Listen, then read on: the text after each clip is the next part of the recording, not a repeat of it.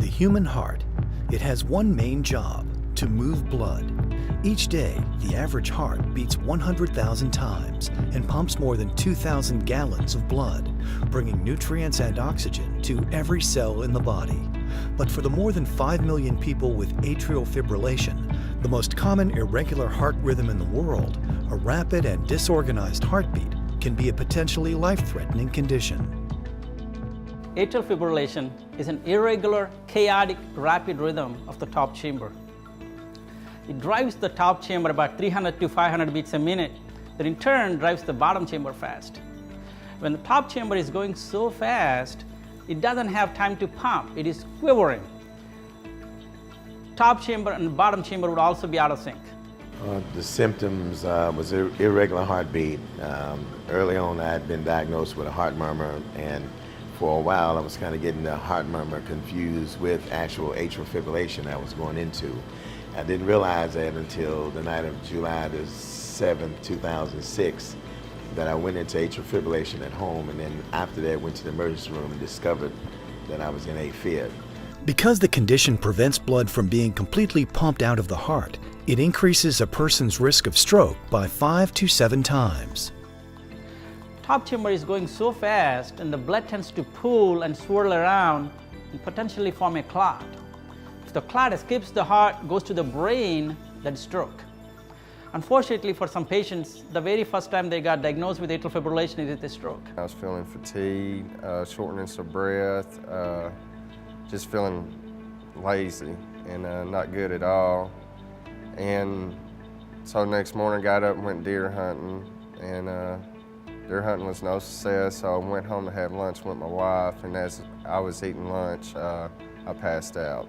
Initial treatment for atrial fibrillation includes medication to both control the rhythm of the heart and slow down the heart rate.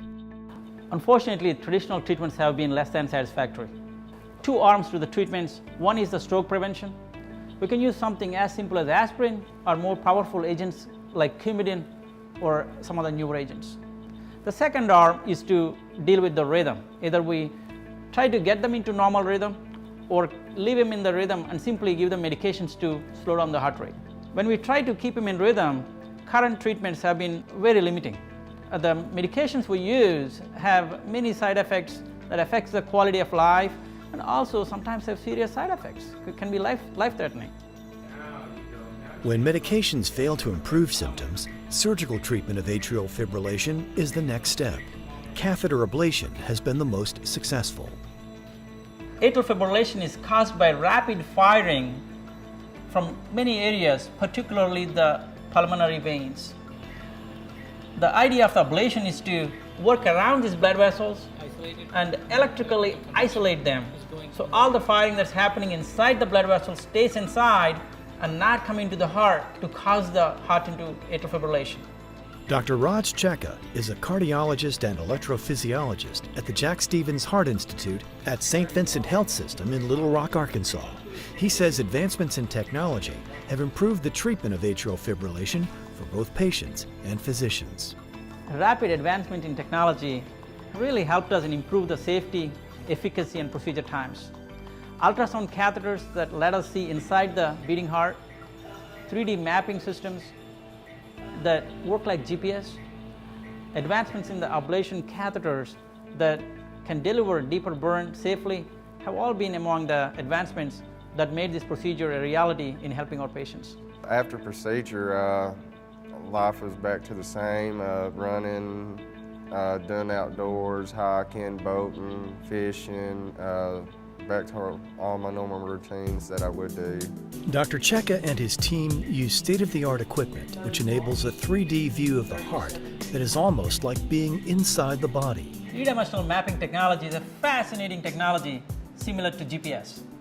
We use sensitive catheters to create the three-dimensional shell of the chamber we're working. Once we have that, it not only helps to navigate safely inside the heart, but also gives critical information about electrical signals and scar. When you're looking for a needle in a haystack, it sure helps to have a wonderful technology. Since I've had my second procedure, I've been able to return to all of my normal activities, exercising, walking, don't fall asleep at 9 o'clock at night watching television. It's been a real lifesaver to me. It's returned my quality of life to where it was before, even before in my 40s. So it's been a very, very pleasant thing for me. St. Vincent Health System, founded in 1888, is one of Arkansas's leading health systems. The Jack Stevens Heart Institute, located in Little Rock, serves as the hub of the health system. The Jack Stevens Heart Institute has a comprehensive program to address atrial fibrillation and has developed more streamlined care, better monitoring, and better outcomes. St. Vincent Hospital is very unique in treating atrial fibrillation with its experience, team, technology, and commitment to treat it. In terms of experience, St. Vincent Hospital performed the very first atrial fibrillation ablation in Central Arkansas private practice. We have the largest team of electrophysiologists. We have 4 electrophysiologists that are trained from the best of the institutions in the country. St. Vincent currently has some of the latest technology to make these procedures safe and effective. On top of that, St. Vincent is in the process of acquiring some newer technologies that no other hospital in the state currently has. Dr. Cheka and his team at the Jack Stevens Heart Institute have adapted their expertise to this minimally invasive technique for patients with atrial fibrillation. In the majority of cases, it has provided improved quality of life and potential cure of their disease. To learn more about the cardiac services available from the Jack Stevens Heart Institute, call today or visit the website